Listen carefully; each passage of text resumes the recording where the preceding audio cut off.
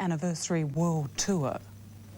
Staff found the body in a room at the exclusive hotel at Double Bay this morning. It's understood Hutchence was found hanging from a door. Detectives have taken into possession a leather belt for scientific examination. It would appear that there are no suspicious circumstances.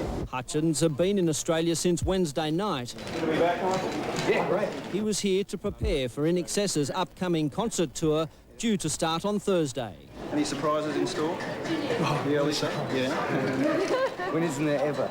Paramedics were immediately called after the 37-year-old's body was discovered, but there was nothing they could do. First police on the scene sealed off the room so a full scientific examination could be made. There were a number of prescribed medications located at the scene, and they were taken by the scientific police. The haunt of the rich and famous, the Ritz-Carlton was quickly besieged by the media, management refusing to comment. The rest of the band were told of the tragedy while visiting the ABC studios. Late this afternoon, the rock star's body was taken away with a police escort to the morgue at Glebe. Hutchence' body will now undergo an extensive autopsy to determine precisely how he died. A full report will then be prepared for the coroner. Simon Boda, National 9 News. The death of Michael Hutchence has stunned the music world, both here in Australia and overseas. Before his success, there was the usual hard start that many singers and bands encounter, playing the pubs in Perth with the Farris brothers. Fame as In Excess only followed years later. The last jam for Michael Hutchence and the band. This session was taped just 24 hours ago. In Excess back together at home in a Sydney studio, playing the music that made them stars worldwide. Joking, teasing and in charge. Hutchence out front of the band that had stuck together for 20 years, fine-tuning ahead of a special anniversary tour. That's too perfect. In fact, can we do it again and mess it up a bit? The tour had been eagerly anticipated by the music world. Tonight, though, just shock. It's just a very, very sad day for everyone who loved music and in particular In Excess. I said to Michael, I've never seen you more relaxed, more happier in your life. And he said, I have never been more happier in my life.